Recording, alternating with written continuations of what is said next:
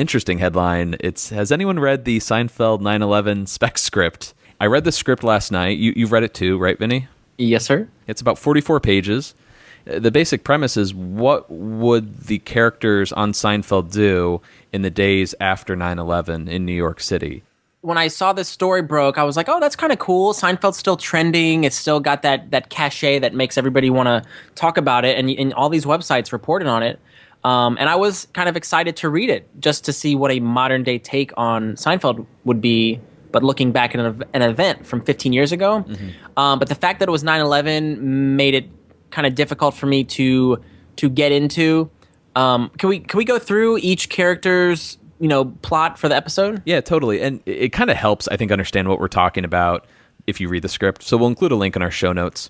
And if you don't want to listen to this, you can just probably skip ahead, 10 minutes, and we'll probably be done talking about it. Jerry develops a paranoia about dust. Elaine tries to break up with a survivor she's seeing. George masquerades as a first responder. And Kramer discovers his friend was one of the terrorists behind the attacks. So that's sort of the pitch there. EW has an interview with Billy Domino, a freelance writer. He used to work for the Onion News Network, and he contributes to Weekend Update. We get some context as to why he would ever, write a script like this, and this is pretty interesting.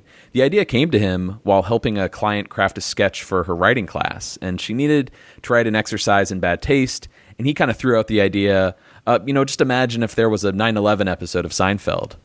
And Billy says, it's something that as soon as it popped into my brain, I went, oh, that is something that I actually really want to try to do. So he set out to write, in his own words, a non-offensive script that was contextualized in the voice of the show. Here's a quote from him. It was less about where the line was or how far I could go than how I can actually make this something that is ultimately not offensive, that goes up to the line, but is actually no way intended to attack the issue, actually find ways to make positive light of it. And just in the context of the show. I think it's a very interesting read, to say the least. Up to the reader to decide if it's funny or not. Vinny, I wanted to throw it to you. What did you think of the spec script? Just overall general thoughts. I think from some of the comments I was reading, I think I'm in line with some people in that I definitely think Billy Domino kind of captured the voices of the characters. It felt like a Seinfeld episode. I could kind of hear in my head the responses that each character would make. So in that regard, I enjoyed that part, to see, fresh Seinfeld material. This is kind of cool. And to read it as a script, I've never really read a Seinfeld script like that. Mm-hmm. But as you said in Billy's interview with Entertainment Weekly, he said this was an exercise in bad taste. And for me, it definitely felt like it was in bad taste. Mm-hmm. So that's kind of how I feel with it. I think it took our beloved characters to darker places than we're accustomed to seeing them go. And it was a little bit too dark for my taste, especially because 9/11 is still very present in recent memory. It's only 15 years ago. I still think it's way too soon to make any type of joke, me personally, referencing 9/11. Now, I don't know if I'm being a tight ass because of that, but that's kind of how I felt reading this. It's funny if someone accused you of being a tight ass. Like, come on, get over it. I know, yeah. Yeah, it seems like most people fall into two camps where they're like, wow, these really sound like the characters, or it's totally offensive. You know what I mean? Those are the two, I think, like popular comments on this spec script. I think he nailed the characters. Like, absolutely. Jerry being a germaphobe, George pretending to be something he's not, Kramer not looking at the bigger picture, just wanting something insignificant, back, or focusing on something that really doesn't matter, and Elaine having like relationship issues with someone she wants to break up with. Yeah. When you pitch it that way, it all sounds like the character. It's just twisted, with this really like dark real world element. Yeah. I consider this fan fiction, really. And whenever I've read Seinfeld fan fiction, it always feels like the characters are modeled after the later episodes.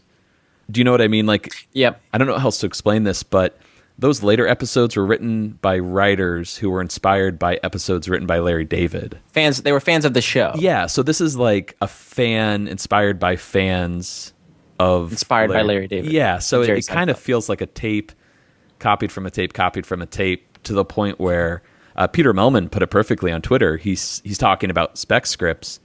Lawyers stopped us from reading spec scripts, but they were all like parodies. Yeah. And ultimately, that's what this felt like it was an exercise in. Like, how closely can I get to the Seinfeld that most people know? I think in terms of trying to capture the voices, though, he did a really good job at that. And he even Jackie Chiles is in there. I thought he had some nice bits in the way he wrote dialogue for Jackie Chiles. And then there was also a moment when Kramer was in line, I think with claims adjusters or something, and he was talking about losing his box cutter. And then the claims adjuster voice sounded like Rebecca De Mornay? well, that or Rebecca De Mornay or Cedric and Bob. Like I saw them, jumping in saying, who's wants the box cutter? So just like it felt as if I was in the world of Seinfeld, but the subject matter was just, that's what kind of like took me out of it. It almost felt like, the junk mail mixed with the AIDS walk mixed with the Ass Man license plate. Like, just, you know what I mean? It just felt like, we've seen or heard these storylines before. It's just 9/11 themed. You know what I mean? Jerry not wanting to kiss a girl because ... It just happened to be this one was dust related to 9/11. Ultimately, I think it was a unique experiment. And I think it has, this is kind of a dig, but it has a lot of shocking clickbait potential. Ultimately, it's going to get the writer some attention. He did just that. Look how it's trending. Good and bad attention, of course. But I commend him for taking this on. It was to try and write a Seinfeld script. That's really hard to come up with 4 separate storylines, have them kind of dovetail in the vein of Larry and Jerry. And to do something as shocking as 9/11, you're obviously going to get a lot of people who won't even read the script, who are just going to say how offended they are or how this is, in poor taste. Do we know how any of our listeners felt about the spec script? Yeah, so I posted on Facebook and Twitter the other night to just sound off with your thoughts, and we heard from a lot of people, which is great. We can't get to all the comments here. Sort of half, it's not funny, this is offensive, and the other half were like, oh, they nailed the characters. But there were 2 comments here that I wanted to bring up specifically. One was from Jacob Wright.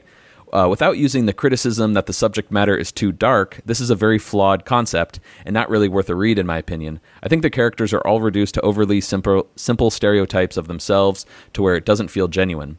My favorite part of Seinfeld is how relatable it can be. The script would have worked more as a funny musing, like, hey, Jerry would totally do this right after 9/11, and Kramer would ... which Jacob, I think, just nailed it. That's exactly how I feel. It's just too out there and just too insane for it to like literally work as a script. I think we know these characters so well, especially the characters in those later seasons. And I think that's part of the reason why Jerry ended the show is these characters kind of went as far as they could go. It didn't matter what episode was written. They could be put in any situation. And it's like, oh yeah, that's how George would react. Yeah, that's how Jerry would react. There's no surprises. Yeah. Becomes an of the week type deal. We have another comment here from Tom O'Byrne. He wrote, I haven't finished it yet, but I feel like it took a lot of the writing style and kind of layered cringeworthy moment upon cringeworthy moment. Not that there's anything wrong with that. He just prefers, Venetian Blinds, written by a real beatnik writer. Perfectly said. I don't know. To me, cringeworthy never equals funny or good writing. Just because I feel uncomfortable doesn't mean I'm like, yes, good stuff. But yeah, ultimately, I'd say like not really all that funny. I think it's just more interesting how a writer can experiment with nailing these sitcom characters and pairing it with such a, horrible, horrific event. It's just an interesting experiment, I think, and quite a challenge. Yeah, 44 pages. Yeah. When was the last time you saw the Michael Richards show? I actually, because I saw Eugene Elman was in it, I wanted to just pop on YouTube and just see a couple minutes of it, and I saw the theme song and then the first scene or two. And it was pretty rough. And what got me was it was written by all Seinfeld writers. I think Andy Robin, Greg Cavett. I'm not sure if Andy Ackerman directed, but all these Seinfeld names kept popping up. And I'm like, man, it's amazing the difference. You still have a lot of Seinfeld alums, and yet they couldn't capture that magic a second time. You had Tim Meadows. You had other good actors were in, Michael Richards, but I really think it was too soon for him to try another role because people saw him as Kramer. I tried to watch it to support him, but felt very awkward. But I'd like to revisit that somewhere down the line. Maybe it's not as bad once you get to episode 3. Perhaps. I also recall, remember his hair? It was the first time we saw Michael Richards with flatter hair, because you're always used to seeing the high hair.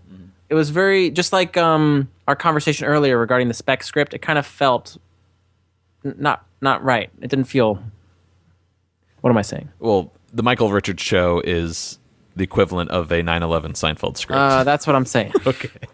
Such a weird time we live in, isn't it? With like talk show hosts, with Letterman leaving, Jon Stewart leaving. It's just like, and also, I mean, I wasn't a huge fan of Jay Leno, but Jimmy Fallon taking over. I feel like we're really entering that new era. Absolutely. And speaking of David Letterman, I know Jerry was on there recently, and wouldn't you know it, I haven't watched any footage of his appearance yet. Nor have I. Yeah, I have so nothing to say about it. Apologies. We will be covering his appearance next week on Seincast. All But right, stay tuned. yes. Well, we have this really interesting story coming from the Upright Citizens Brigade Theater in New York. A lot of our listeners sent us this link. So thanks to everyone who sent it along. But it's a sketch team named Bellevue. They put on a Seinfeld episode, completely original cast: George Kramer, Jerry Elaine, and a few other surprising characters. This sketch team, though, put on this episode called The Leaning Susan, which they came up with all on their own. And I watched the whole episode. Vinny, you've only caught 10 minutes of it, right? And let's just bill it as it's a 27-minute episode, a Seinfeld episode with intro, stand-up, music, transitions. So they're shooting it as if it's an actual show. And it's in front of an audience, like on their improv stage. So it's minimal set dressing, like maybe a few chairs. Yeah, so they got a couch, a counter and a door, but they pantomime pressing the buzzer. They pantomime getting their haircut and driving. But it's still really believable because it's in the orientation of Jerry's apartment. Yes. And I found myself, feeling like, hey, it's a kind of a Seinfeld episode. Right. We were talking about this last night, how you just can't compare this to an actual Seinfeld episode where you're like, oh, this is just as good, or see, it's a formula anyone can do. It's back, baby. This is not as good as the show Seinfeld by any means, but it's an homage. Yeah, like as a Seinfeld fan, you just hats off to these guys for putting this together, because it's a daunting task, not only to write it, but to then perform it in the voices. And yeah, and they did an excellent job. These four staple characters, they really embodied the mannerisms and the delivery of each character that they portrayed. Yeah, it's really ultimately like a love letter to Seinfeld. And my gosh, two of us, we are not talented enough to even remotely come up with a good idea for a Seinfeld episode. No, we're not. But it would be interesting to try to see how far we get and how terrible it would be. My only guarantee would be that it would be fun for us to do, and that'd be it. Yeah, then we'd lose interest halfway through.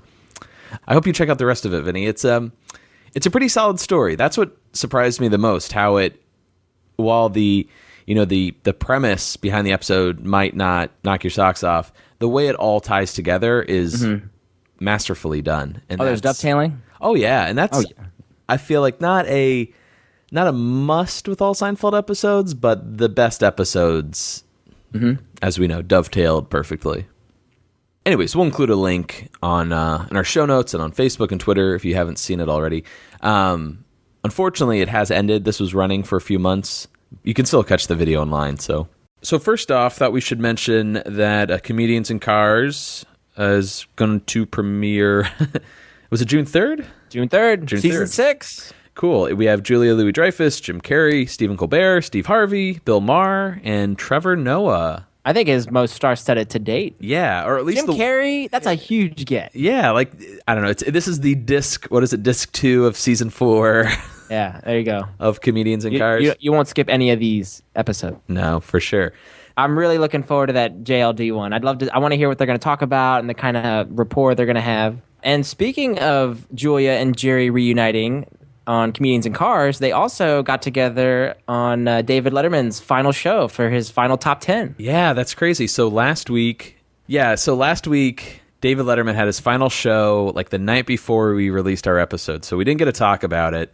So it's old news at this point, but... Yeah. Well, David Letterman's mentioned in this episode, The Virgin, so why not? Why not? Yeah. Ode to Dave. All right, let's do it. This is going to take, 4 or 5 minutes. I was thinking we could just play Jerry's joke in the top 10 and Julia's, but The entire top 10, I think, is just hilarious. So why don't we play the whole thing, and then we can talk about it. What the hell? Play the whole thing. All right, let's do it. I've watched that thing like a dozen times. I love it. But Julia's line about the final episode of Seinfeld, come on. Like, that's the best joke of the night, without a doubt. She knocked it out of the park, and then Jerry upping it with his reaction. And he's watching her, following her back to her place in line. He says, come on, Which made me wonder, at the time, I assume everyone knows what they're going to say. Like no one's... Do you think Jerry's reaction was genuine? No, I think he was in on it. I would think so. And it was a great reaction, but I do think he was in on the joke. When you're worth like, what, $700-800 million, I really don't think you care if someone didn't like the finale to your show. Oh, yeah, I don't think so. Larry, on the other hand, I think cares still. A little bit. And then Dave actually added to it as well, saying, I had nothing to do with that. Yeah, man. It's really sad, though, to see Dave Letterman go, just because it's just another one of those, fixtures in like American late night TV or comedy in general. And it's really weird, especially as we're going to be talking about him here in a little bit. I guess this happens eventually, right? Yeah. I don't even remember him being on NBC. I only remember him being on late night on CBS. So, but yeah, it was. I thought it was a really nice final episode, and I'm glad to see how much attention the Julia comment got on online the next day. Oh yeah, I'm glad that like making fun of the Seinfeld finale is like something everyone can get in on. It's fair game. Yeah, like everyone can enjoy it. I think whether you hate Seinfeld or if you love Seinfeld, everyone can bond over their distaste for the finale. The time we're recording this, June 9th, Jason Alexander is having his Broadway premiere, replacing Larry David in Fish in the Dark. Break a leg, buddy. Do you think we're going to get a chance to see this? I wanted to talk to you about that. I would like to definitely go, so let's figure out a day when we can both have off, and I will make the trek up there. I'll sit in the nosebleeds, right? We don't have to splurge on the fancy seats this time. I just want to be part of it. Mm-hmm. We know the show already. Yeah, I don't think they're going to have any big surprises for us, but it's pretty cool because since Jason has started on June 9th, he has some other events in New York. He showed up on The Tonight Show with Larry, and they also, Larry and Jason, announced Best Musical at the Tonys on Sunday. Tony. Let's talk about this Tony presentation first.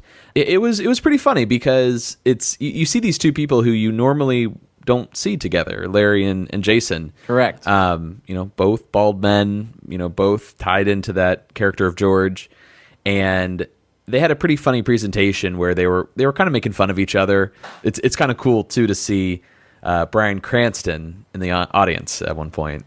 Oh, I like that. Yeah.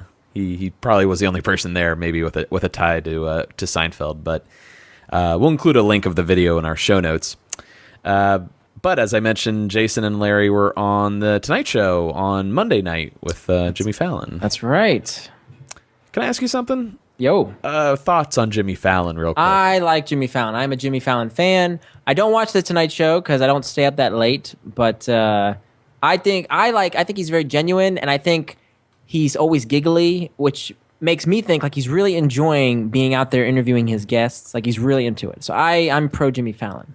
Well, I have yet to see a full episode of The Tonight Show with Jimmy Fallon, and but I watched the interview segment of this one. But what we need to do is get Larry and Jason on a podcast so we can have a raw, unfiltered conversation. Mm-hmm, yeah, can we set that up, man? Yeah, I'm sure that'll never happen. There was a funny moment though to this show. You know what I like about this clip, Matt, is that we got to see Larry during the preview portion, so that's when they're having fun. Yes, that's right. Thank you.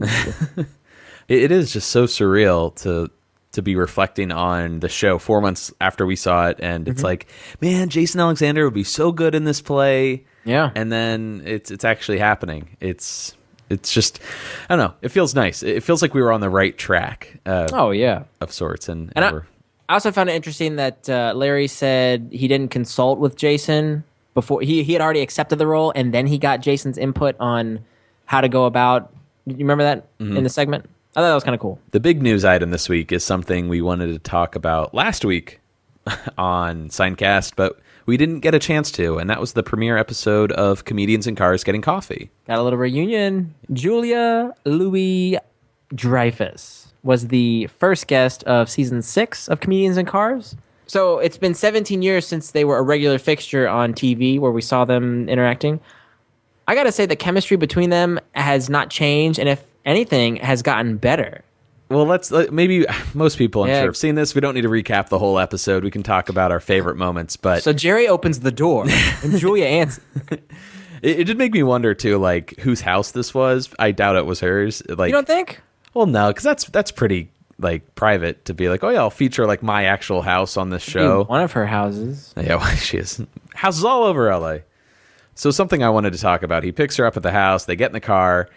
And as they're in the Aston Martin, like, a neighbor says something like, hey, Jerry, I'll trade with you. Yeah. He probably is driving, like, I'm sure, like a Mercedes SUV or something really nice. But nonetheless, Jerry gets kind of ticked. He's like, I'm so sick of hearing that. Yeah, he gets a little ornery. Yeah, and later in the episode, he kind of, they're driving by this woman who's, I guess, in their way, and he's like, hey, we're doing a Seinfeld reunion, and you're not in it. Yeah. And Julia brings up this point, this episode, how, what does she say? Something akin to, like, him not being a nice guy. She's like, I think you can be nice. And he's like, well, anyone can be nice. That's true. It just made me wonder what your thoughts are on... There's a little bit of Tude there that I haven't seen, that I didn't see growing up. Right. You know? I don't know if because he's getting older or just maybe that's just part of his personality that he never let on. But yeah, it seems like he's got a little bit of...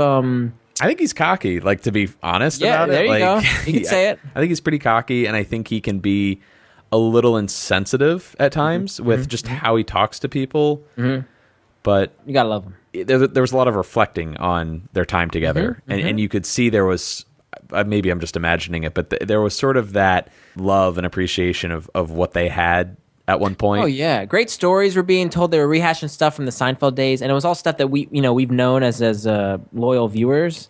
And it was kind of cool to see them recount these tales as if two regular friends just sitting down talking about old stories from college. You know? Oh yeah, there was a few of them, which I feel like we brought up one of these on the show when Julia was pregnant. I think this was during the 3rd season, and Jerry said at one point, "Oh, like this season, Elaine gets fat," and she started bawling after Jerry said that. Right, and she said, "I learned 2 things: he has no interpersonal relationship skills, and also that was a good idea." And I guess she kind of regrets. She regrets that. Yeah, not doing that idea, which would have been pretty funny, but I don't feel like we missed out on any amazing material. No. I think It's Always Sunny handled it pretty well. Yes. When Matt gets fat. Anything else, though, stand out for you this episode? Well, the one thing that I thought was kind of interesting was the majority of the episode was not in a coffee shop. It was mostly them walking around or driving in the car. I feel like the episode's kind of... Somebody made a comment online how it's getting overproduced now. It's becoming more of a show versus just a sit-down interview. But I guess that's okay. I sense that, especially compared to the Larry David first episode. Yeah. Which to me, I think, has not been topped. Michael Richards' one comes close. Yep. Just because of what they talk about and like how, I don't know, there's a lot of baggage with that episode, which I think makes it so interesting. But this episode I thought was way too short. It was 17 minutes. Which I haven't watched all of them. That's actually long for a comedian's episode, but there's a lot of cutaways and fluffs and establishing shots, I guess. As opposed to just content of them talking. Yeah, and that's what I didn't feel like we were settling in with these 2 people. And maybe they just didn't really have a long, drawn-out conversation or several conversations. It sounded like there were just a lot of little slices, slice of life. But I never felt like I was sitting down getting comfortable with these 2 people. Want more. Yeah. I left wanting more after the 17 minutes was up. But almost like not because you were so satisfied you want more. I felt a little unsatisfied. Oh, the juices just got going. Yeah. All in all, though, I'm really glad they did this reunion, and here's hoping that he'll get to talk to Jason Alexander maybe after the play ends. As Jason Alexander. Yes, not as George this time. And then I think the final episode of Comedians in Cars, whenever he does a send-off of the series, should have the 4 of them, or 5, in a car together. Maybe they do a minivan with the 5 of them. Oh, that would... Oh, man. These ideas are just out there, Matt. If that happens, though, that's another weird coincidence with the whole Jason and Fish in the Dark. And Wouldn't it be cool if we just got a van? oh yeah, that's what it should be. The big van from that episode. Fragile Frankie Merman. Yeah, so everyone should, of course, check this out. We'll include it and all of the other shows and appearances by Jason and Larry in our show notes. Next week is Steve Harvey by the time this episode releases.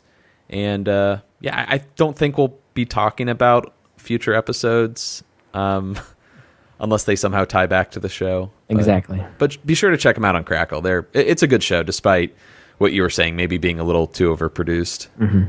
Happy 4th season, my friend. Yeah, this is exciting. We made it. I can't believe it.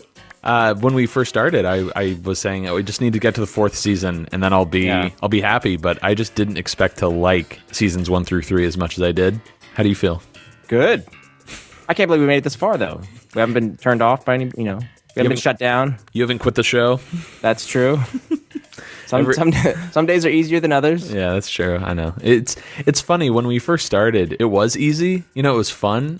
Yeah. I think. Well, it's still fun. I'm sorry. Go on. But yeah, some weeks you're like, oh man, I gotta watch Seinfeld and take notes. It's become a job. And I gotta record with you for an hour and a half, 2 hours. Not complaining, just saying. Yeah, it adds up after a while. No. I thought we would take a break, but no breaks. I think we set the wheels in motion on this one. I think someone at Fish in the Dark heard our podcast and said, who would be a great replacement for Larry David? Jason Alexander. Yep. And sure enough, that is what's going to happen. The show has been, I think, just raking in the dough like crazy for a play for one. Mm-hmm. I think it's made over $13 million, and this was before it even opened. Wow. Officially. Fish in the Dark got extended, 6 more weeks this summer. So June 7th was Larry David's exit date. He was always planning on leaving on June 7th. That's when the play was going to shut down. And Jason Alexander is going to replace Larry David. Mm-hmm. Yeah, 6 weeks of Jason Alexander as, what is it, Norman? I want to say Norman Brenner. No. Norman. You look that up.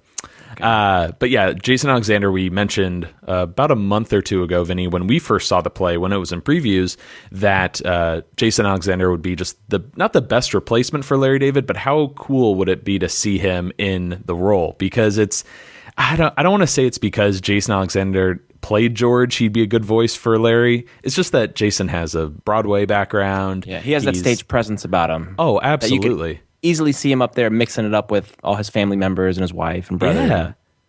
The perfect Norman Drexel. Drexel, yeah. Damn. But yeah, a lot of people are disappointed. They're like, well, now I'm never going to get to see Larry David live. But he was going to leave anyways on June 7th. So if you weren't getting tickets, by then, you weren't going to see him anyways. I'm thrilled to see Jason, quite frankly. Speaking of which, there are standing room tickets you can get at the Court Theater for $37, I saw. Oh, okay. So there's still time. We can still make it. Well, the big question, Vinny, I don't think any of our listeners have necessarily, but I have for you, is are we going to see Fish in the Dark again? Absolutely. Okay. I haven't really looked into it yet, so I hope there's still tickets. I'll get them. Okay. Put it on my tab. Do that thing. Mm-hmm. Maybe a little too much if Julia Louis-Dreyfus replaced Rita Wilson as Norman's wife in the show, and then you could have a little mini Seinfeld reunion of sorts. And then Jerry comes to play his brother, and then Michael Richards plays the niece. There you go. That would have been neat to see Julie up there. Yeah. But Rita Wilson, Rosie Perez, and the other cast members are apparently all staying the same. No one else is leaving the show. But this is going to be, I think, huge. I think this has just as much appeal as Larry David. If it started off as, hey, a Larry David scripted play starring Jason Alexander, I think it would have made just as much money. I really do. I agree. Oh, somebody made a comment on, I think, Reddit that, hey, that means Larry has time to start working on Curb. So hopefully we get another Curb Your Enthusiasm season out of this. There is some actual Seinfeld news to discuss today. Oh, should we play the old segment? Let's bring it back. Or what's number one on the news list this week? Well, guess whose birthday's coming up now?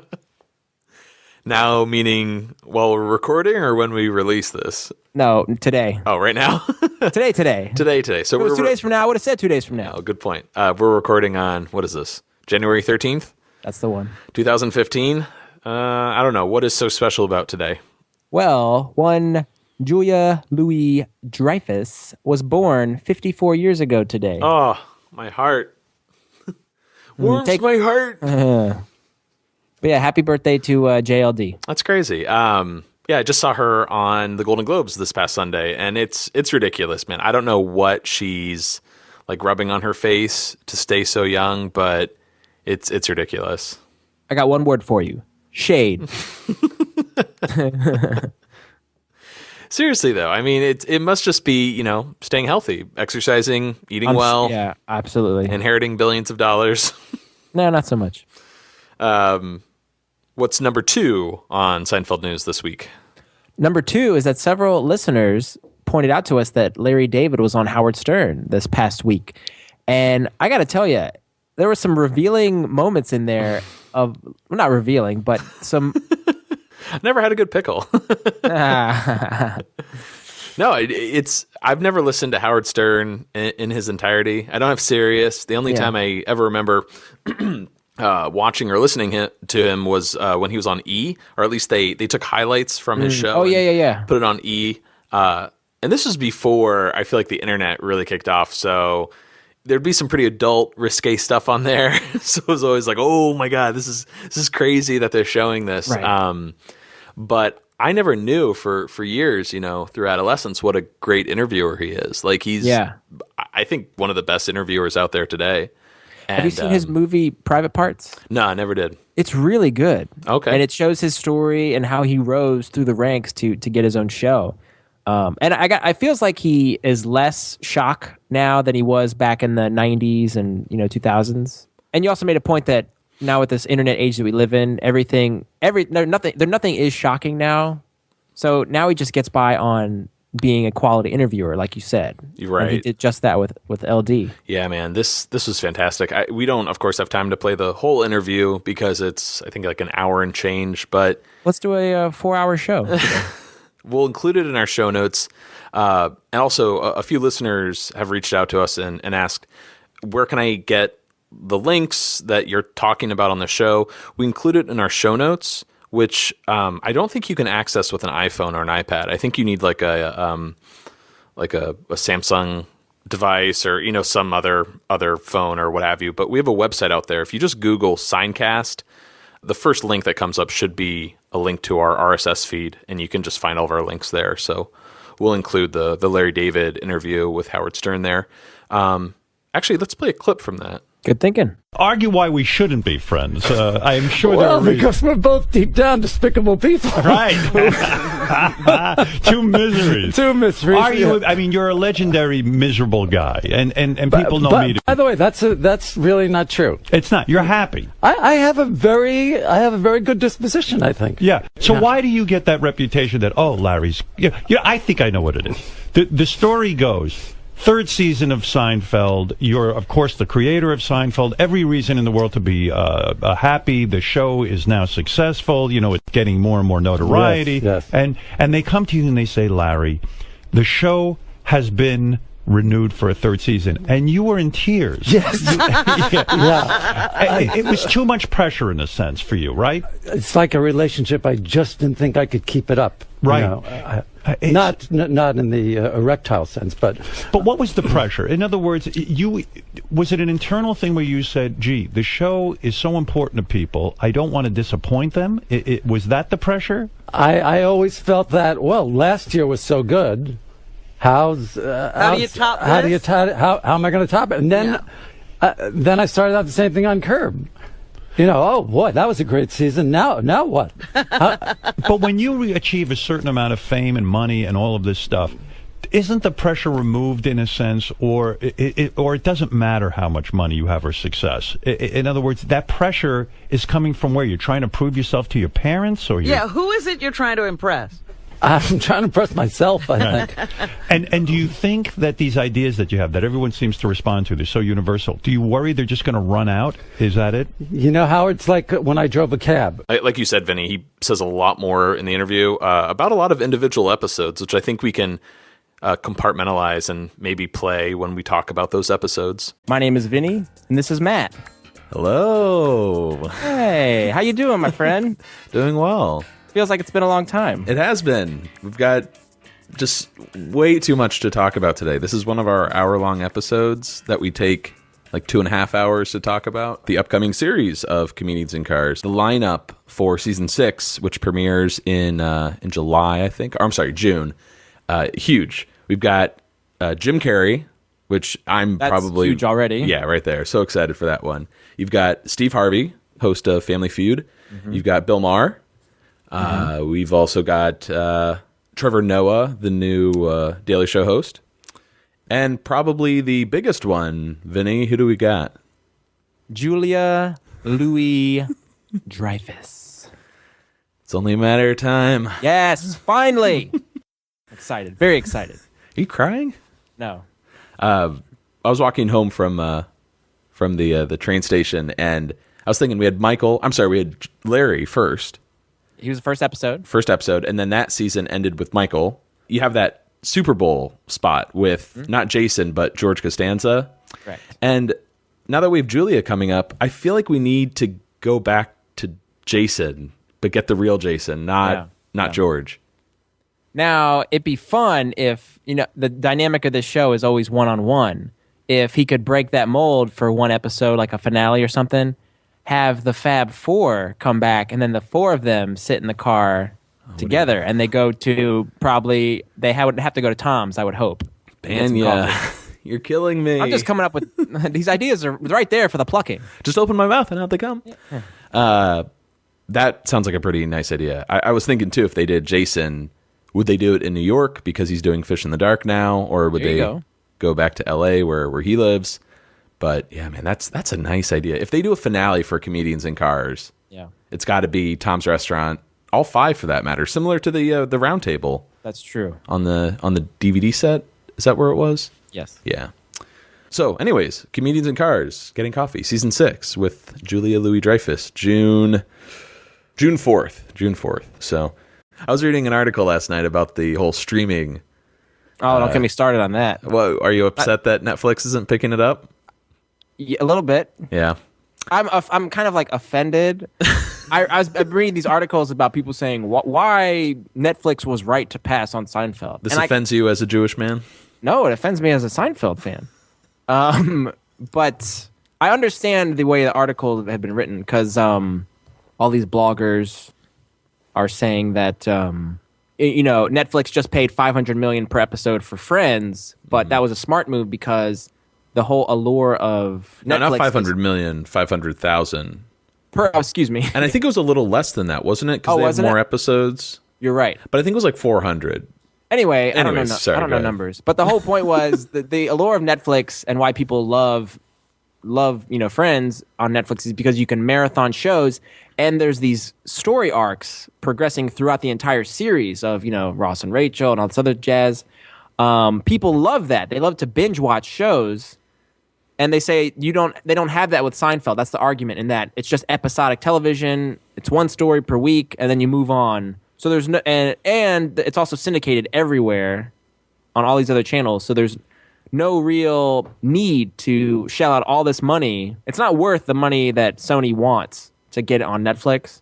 So you're saying that do you agree with that mindset? Like, yeah, the show isn't right for Netflix then? I understand the argument, but I disagree in that I think it is right for Netflix because all my Seinfeld watching has been binge watching. I watch a whole disc at a time, and then I'll have to get up and pop in a new disc. Yeah. Now, even though it doesn't have story arcs, we always talk about the callbacks to previous characters and Larry David being a big fan of continuity between episodes. I almost feel like he's responsible for starting this path that television took.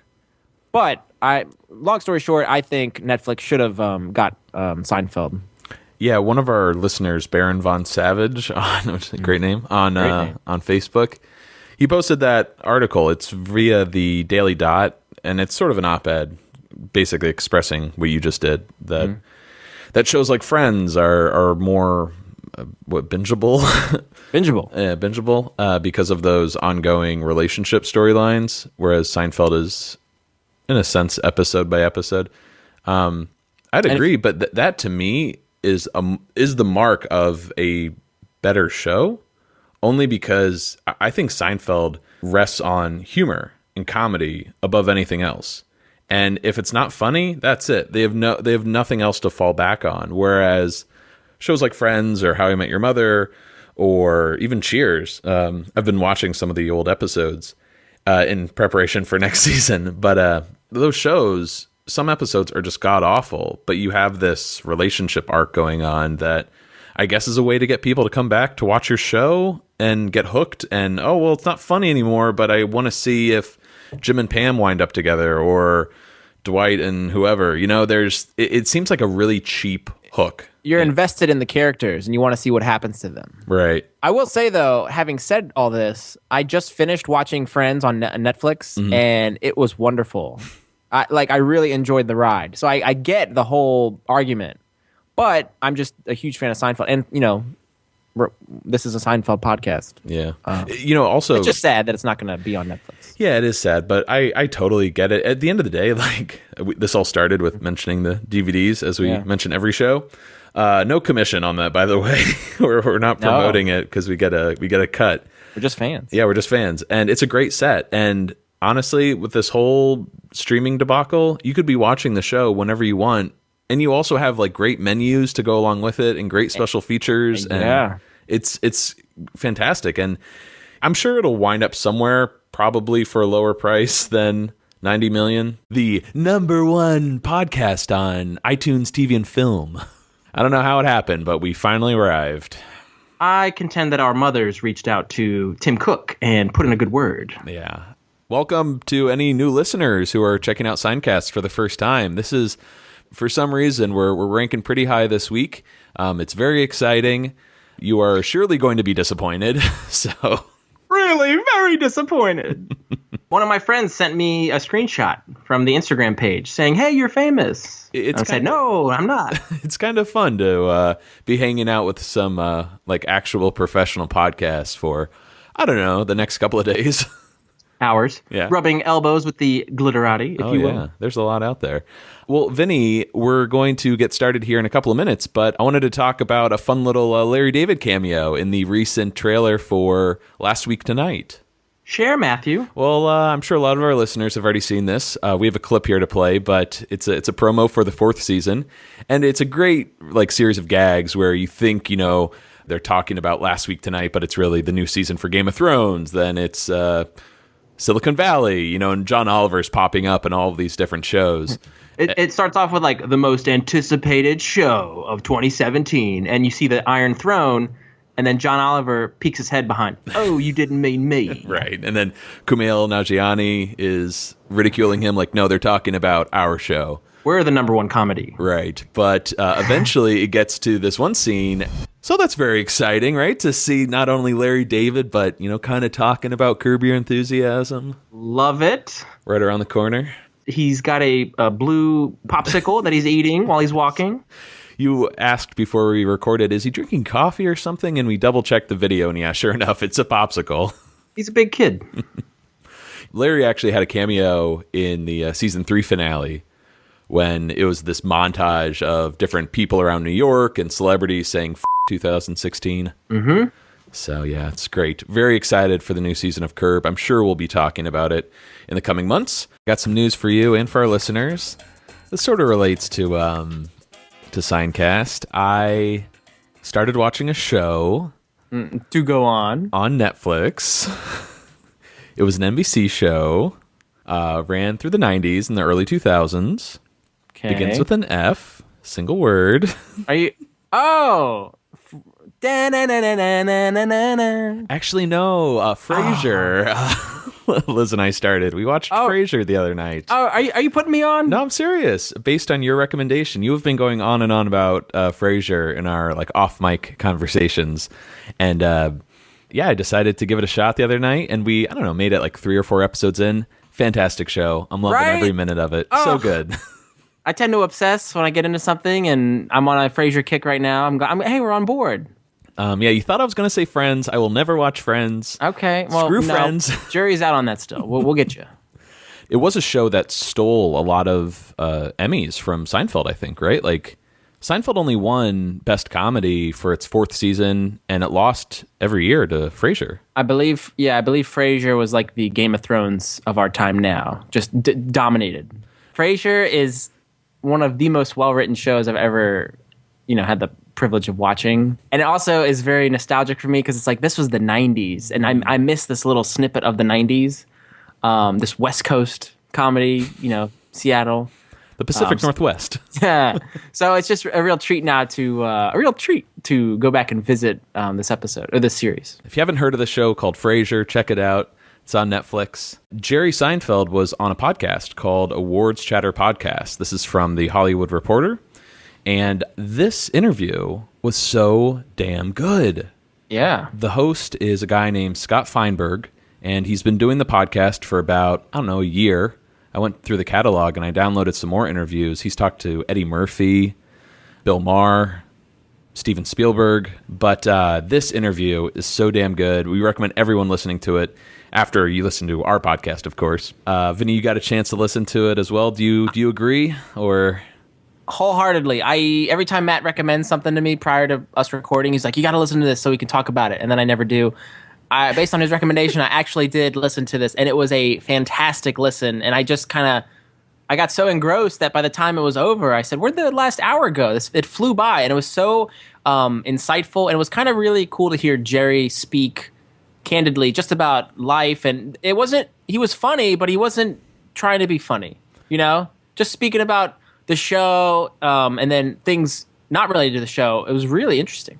I really wish Jerry wrote a book. He's talked about teaching a class at Columbia, I think, or NYU. But if he had a weekly or even monthly podcast, something where we could get new Jerry content every once in a while would just be fantastic. Because I think while his home is on stage, I get that.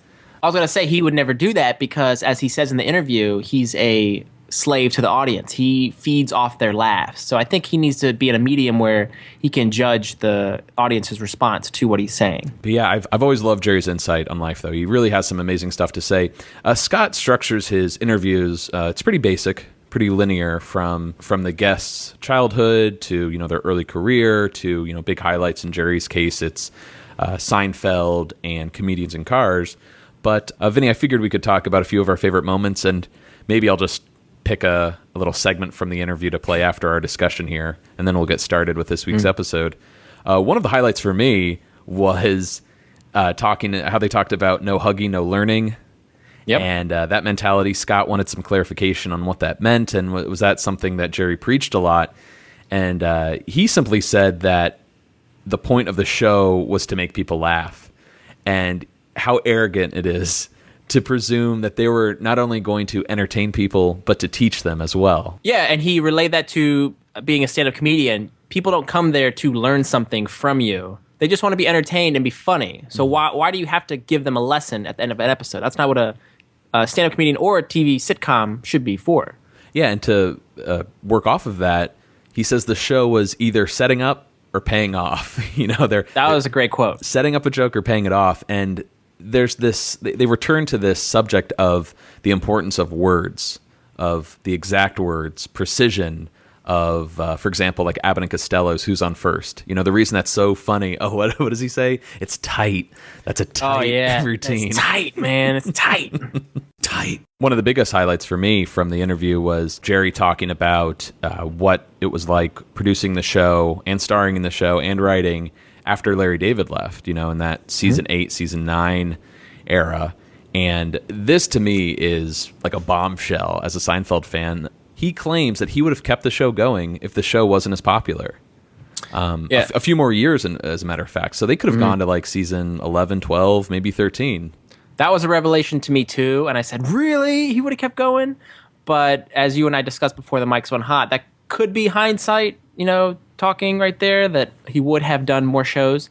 But he went back to that point of not wanting to do a disservice to the fans who had come to expect and love the show each week. That they couldn't hit that height and sustain what they had already accomplished. So that's why they wanted to go off on this high note that he always speaks of. It sounds like a lot of the behind the scenes stuff, the pressures and the heavy workload that Jerry had, is a huge reason why they wrapped it up. He did everything, and he said you're not supposed to act and be a showrunner and produce and be in the casting and editing. He had to do all that, especially once Larry left. And he said it began to be too much for him. Mm-hmm. God, just makes you wonder, if Larry had never left, how far would they have taken the show? Or friggin' Larry David.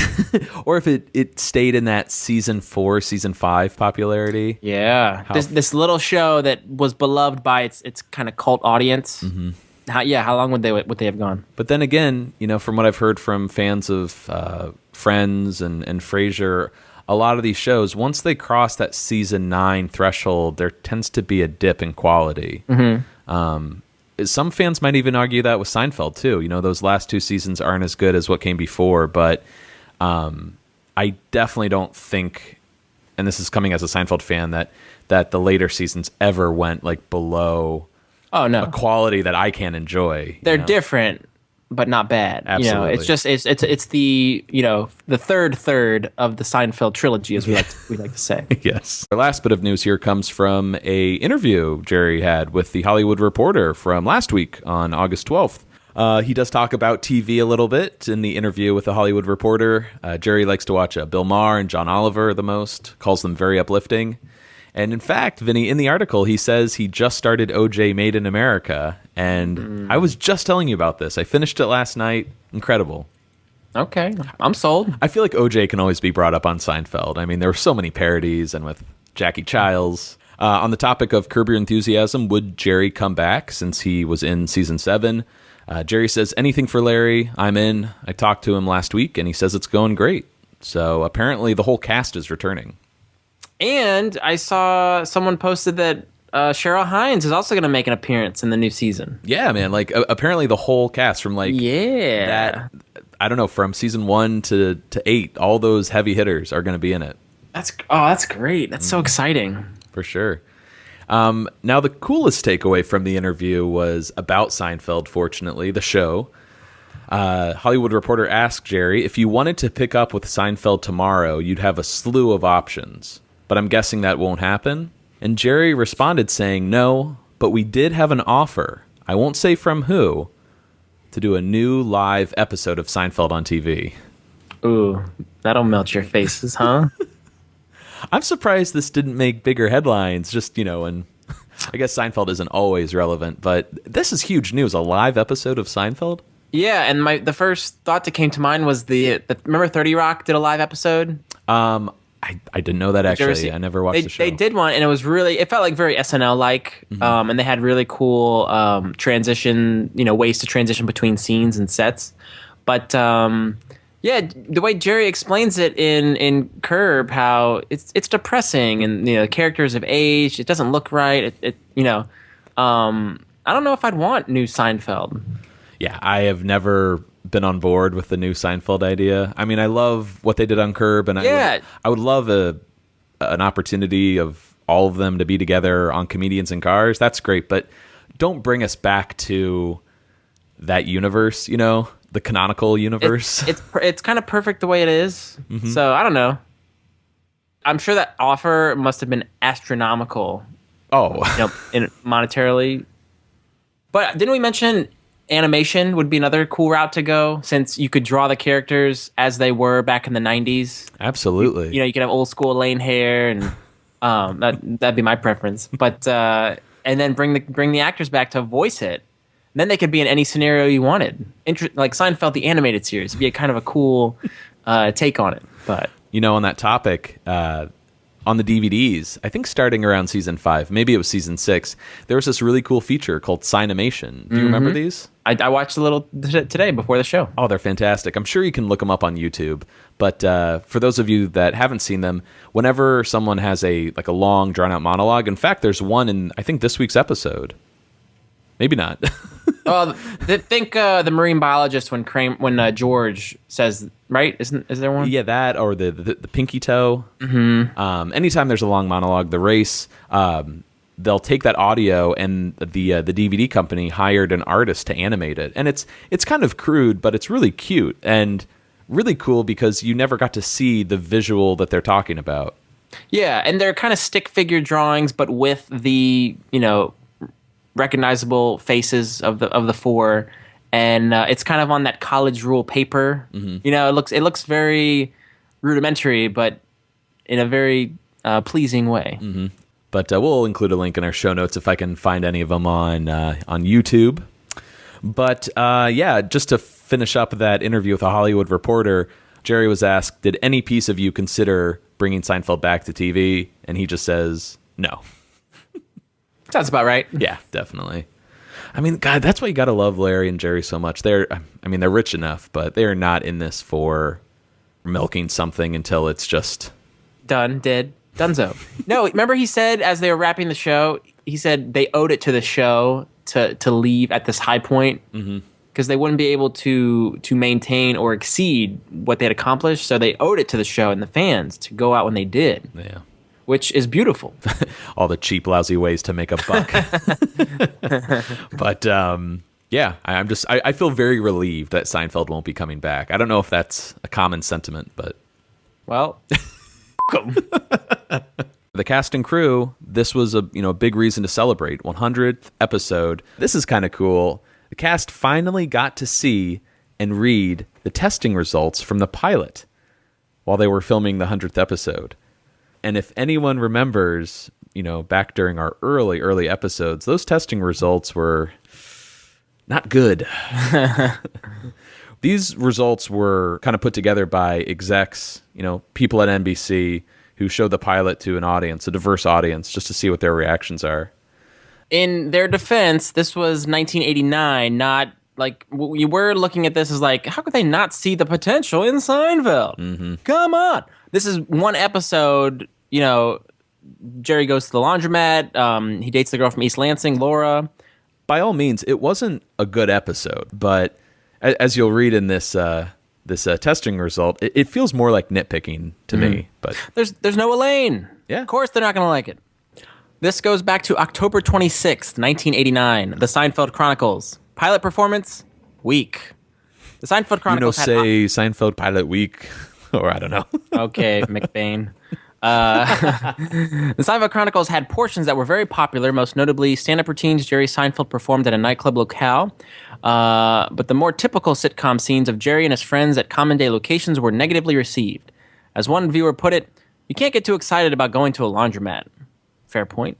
No segment of the audience was eager to watch the show again, but men and 18 to 49-year-olds were more inclined to give it a try than were women, kids, teens, and viewers over 50. Now, Matt, remind me, what is the key demo that most networks go after? Well, you're asking the wrong guy, but just hearing that men and 18 to 49-year-olds wanted to watch it again or would watch more, that sounds like a pretty good demo. That was my point. Oh, okay. Yeah. Seinfeld's not a hit with seniors. Canceled. Jerry Seinfeld, who was familiar to about a quarter of the viewers, created, on balance, lukewarm reactions among adults and teens and very low reactions among kids. On stage, adults and teens enjoyed Jerry as an intelligent, quick-thinking comedian with a natural, clean, observational sense of humor. Okay, they're starting to get him. In his boring, ordinary, everyday life, he appeared sensitive but powerless, dense and naive. Jerry's loser friend George, who was not a particularly forceful character, actually appeared somewhat more in charge, and viewers found it annoying that Jerry needed things to be explained to him. Okay, Ooh. Stop right there. That feels accurate, because Jerry does seem a little slow. Yeah. In the first episode. Remember when George comes in, he's like, "You're on stage in 20 minutes. We got to go." You know? He's the one, is he his manager? But he's calling the shots. You're right. And he does explain everything to him. Like, do I have to explain this to you? It's signals. Signals. Right. Yeah. It is a weird dynamic, especially that doesn't really track through the rest of the series. Viewers were unclear whether Jerry worked as a comedian or if his routines took place outside of the show as commentaries. The movement back and forth was also considered abrupt and somewhat disorienting. I find it disorienting. Especially to elder viewers. Oh, those old people, man. They just don't get Seinfeld. Hey, they wrote an episode for those old people. The people familiar with Jerry Seinfeld particularly enjoyed his stand-up routines, but they resented it being interrupted by the storyline, and most indicated that they had seen him perform much of the material before. That's a ridiculous nitpick. I've seen this before, therefore it's bad. What? That's like the Party Long Island. Yeah, you do a lot of Did You Ever Notice stuff. Yeah, I seen you before. Right.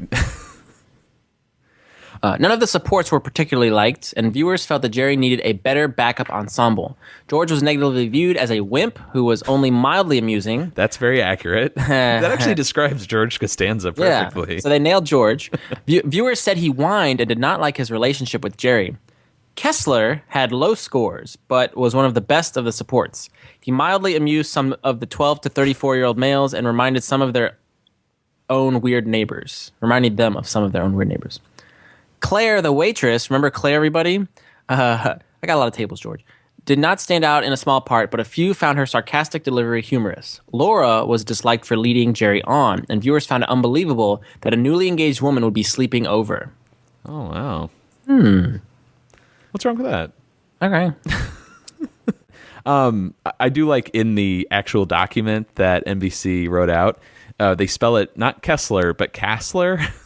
I was wondering why it said Kassler. I thought you were trying to throw me. So it's like Kramer to Kessler to Kassler. Kessler, it's a tape. I taped the game. But unfortunately, Vinny, that's where the document kind of gets cut off in the version I saw. There was just a little bit left at the end that I want to just mention here. It says that the overall show was considered contemporary, unusual, and fairly humorous. Which, honestly, when you look at Seinfeld as a whole, the pilot is unusual. And it is also fairly humorous. So I think they nailed those criticisms. But to think the pilot didn't have potential, I think is just absurd. I wanted to add this comment here too. The comedy primarily played with young adults, and it reminded some people of Gary Shandling's show. Oh, interesting. I thought was interesting, especially because there's a lot of connections between Jerry and Gary's humor and their shows, for that matter, and their first names. Mm-hmm. Now the document gets cut off on this last comment.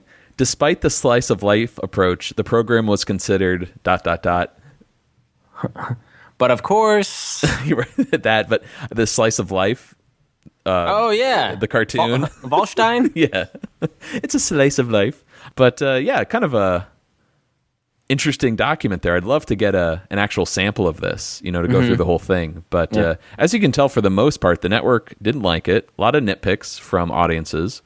And it just blows my mind that networks put their faith in these test audiences. They know what's good, or what kind of potential a TV show has.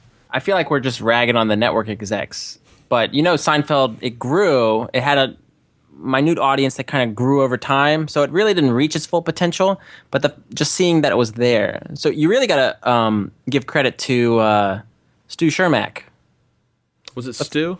What's the real guy's name? Oh, Rick Ludwin. That's it. Yeah, Rick Ludwin, definitely championing the show. And I don't know, I'm ragging on this note here, but it's just funny what the show became. Mm-hmm. I think some of the criticisms are fair. Yeah, but it's just interesting how they weren't. I don't. Based on this, I don't really feel like they were given a fair chance. Agreed. Well, that's the problem with pilots. You get one shot, and if it's not a good one. But what a perfect time to release this information to the cast, as Jason said in an interview, because they're starting to get little big heads. They're the number one show. Everybody loves them. So we just did their 100th episode. Let's bring it back down to reality. And here's what the test audiences thought. Yeah.